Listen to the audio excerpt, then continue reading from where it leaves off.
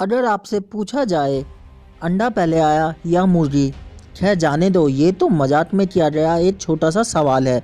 लेकिन अब भी दुनिया के सैकड़ों वैज्ञानिक रिसर्च कर रहे हैं कि आखिर धरती पर जीवन कैसे आया होगा। इस लिहाज से वैज्ञानिकों को एक बड़ी कामयाबी हाथ लगी है। हेलो फ्रेंड्स, मैं हूं रवि और चलते हैं पृथ्वी पर कैसे जीवन आया उस रहस्यमयी खोज की तरफ।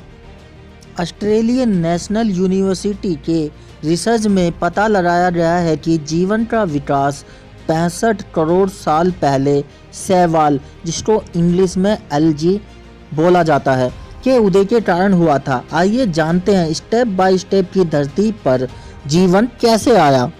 पहले ये जान लेते हैं कि शैवाल होता क्या है। शैवाल को आपने नम दीवारों, तालाब, नदी के किनारे या समंदर के किनारे पर देखा होगा। हरे रंग का ये पौधा बेहद सरल जीव, जिसको इंग्लिश में ऑर्गेनाइजेशन कहते हैं, साइंस की भाषा में इसका वर्गीकरण क्रिप्टोगैम के तौर पर किया गया है, यानी ऐसे पौधा जो फूल और बीज पैदा नहीं करता।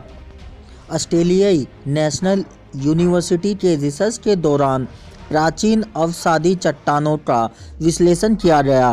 पहले इन चट्टानों को तोड़कर पाउडर फॉर्म में बदल दिया गया, फिर इसमें से प्राचीन जीवों के अणुओं को निकाला गया। इन अणुओं से पता चलता है कि 65 करोड़ साल पहले पूरे इकोसिस्टम में क्रांति हुई थी, शैवाल पैदा हुए थे। बाद में इसी शैवाल के जरिए धरती पर जीवन की उत्पत्ति हो सकी। वैज्ञानिक बताते हैं कि इस पूरी प्रक्रिया में स्नोबॉल की अहम भूमिका रही। स्नोबॉल अर्थ एक ऐसी परिकल्पना है जिसमें माना जाता है कि जीवन से पहले धरती की पूरी सतह बर्फ से जमी हुई थी। 5 करोड़ साल तक धरती इसी अवस्था में रही। इस दौरान बर्फ के पहाड़ धरती को ढके रहते थे, जिनमें न्यूट्रिएंट्स, एक तरह का पोषक तत्व निकलता रहता था। जीवन से पहले धरती की पूरी सतह बर्फ से जमी हुई थी। बाद में जलवायु बदला और ग्लोबल हीटिंग का दौर आया, तब से ये बर्फ पिघलने लगी। नदियों के साथ बहकर ये न्यूट्रिएंट्स भी समंदर में आने लगे। ऐसे में समंदर में भारी मात्रा में न्यूट्रिएंट जमा हो गया। धीरे धीरे जब वैश्विक तापमान में गिरावट आई तो ये परफेक्ट कंडीशन था। इस दौरान न्यूट्रिएंट्स की मौजूदगी में शैवाल तेजी से पनपने लगे। बाद में इन्हीं शैवालों के जरिए धरती पर धीरे जीवन का विकास किया। वैज्ञानिक बताते हैं कि न्यूटेशियम जीवों के इस उदय से जो एनर्जी पैदा हुई, उसी एनर्जी के बाद में कॉम्प्लेक्स इकोसिस्टम को तैयार किया, जिसका नतीजा यह है कि इंसानों और दूसरे कॉम्प्लेक्स जीवों का विकास हुआ। ये पूरा रिसर्च ये भी साबित कर रहा है कि स्नोबॉल अर्थ परिकल्पना के तार धरती पर जीवन से जुड़े हुए हैं। धीरे धीरे जीवन पनपा, और ये जीवन किनसे पनपा?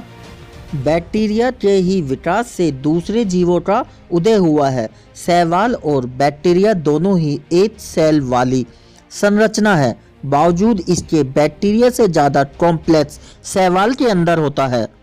ये पूरा रिसर्च ये साबित कर रहा है कि स्नोबॉल अर्थ परिकल्पना के तार धरती पर जीवन से जुड़े हुए हैं। नासा के वैज्ञानिकों का मानना है कि पृथ्वी का निर्माण 4.5 अरब साल पहले हुआ था। अपने बाल्यकाल में पृथ्वी पर उल्का पिंडों, धूमकेतुओं और अन्य पिंडों की बारिश होती रहती थी। यहाँ जीवन की शुरुआत माइक्रोफोब्स के रूप में हुई थी, जो समुद्र में जन्मे थे। उनकी आयु 3.5 अरब साल आती रही है, जो पृथ्वी पर जीवन का सबसे पहला संकेत माना जाता है।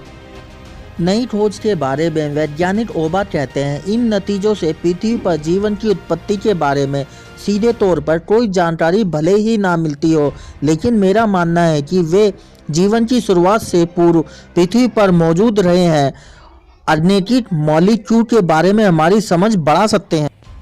आज की हमने वीडियो में जाना है कि पृथ्वी पर जीवन की शुरुआत किससे हुई, चाहे वो शैवाल से हुई हो, बैक्टीरिया से हुई हो। हमने इस पर डिटेल में स्टेप बाय स्टेप इस वीडियो में आपको बताया गया है।